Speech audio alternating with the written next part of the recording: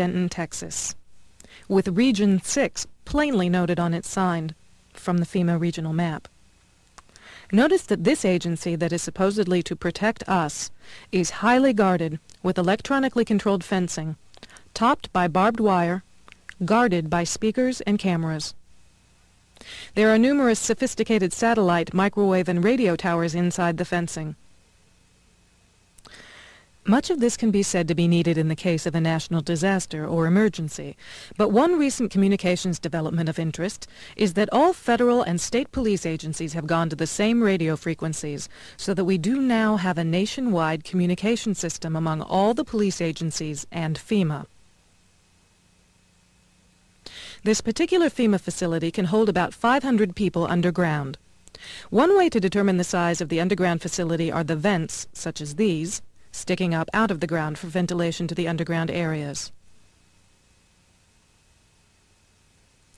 The FEMA plans to imprison American citizens have generated a lot of interest around the country in locating the potential prison camps throughout the country. These may be facilities currently being used as prisons, such as those you saw earlier, or prisons that are being built supposedly in the name of the war on drugs, or facilities that have other uses but which could be quickly used to detain large numbers of people, such as this Amtrak facility in Beech Grove, Indiana. We're standing now in the main parking lot, which doesn't look too sinister. At this level, it is a very large parking lot, fenced on all sides by fence topped by barbed wire. It also has these electronically operated turnstiles.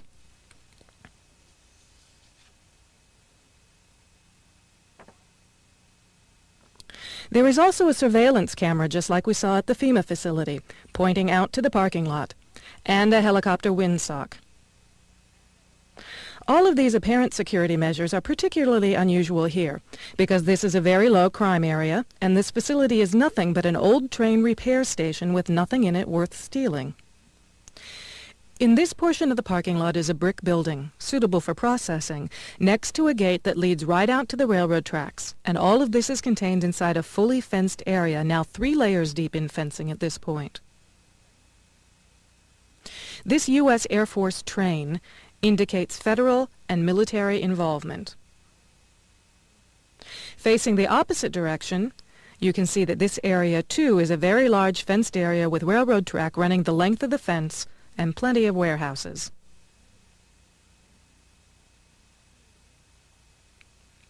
This facility was supposed to have closed in June of 1993, yet instead several $1 million in federal funds have been spent on supposed renovations over the past 2 years.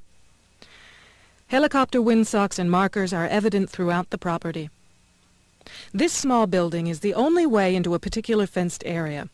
Inside this building we see more of the motion-activated detectors, electronic turnstiles, and prison bars.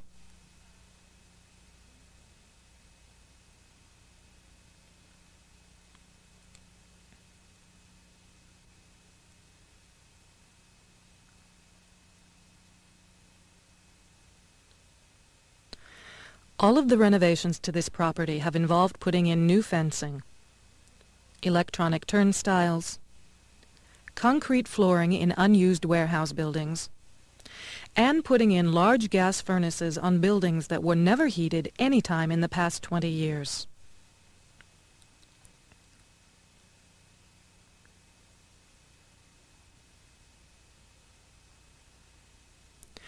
Outside this building is fencing and a cattle run section of fence, all topped by barbed wire, pointing inward, not to keep people out, but to keep people in. This was common throughout the facility, particularly the new fencing that had been erected.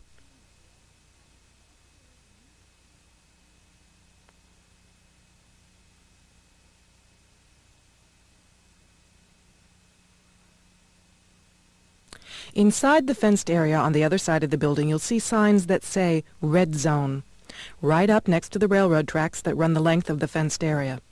Next to the Red Zone sign, you can see closely numbered markers on the fences that are too closely spaced to be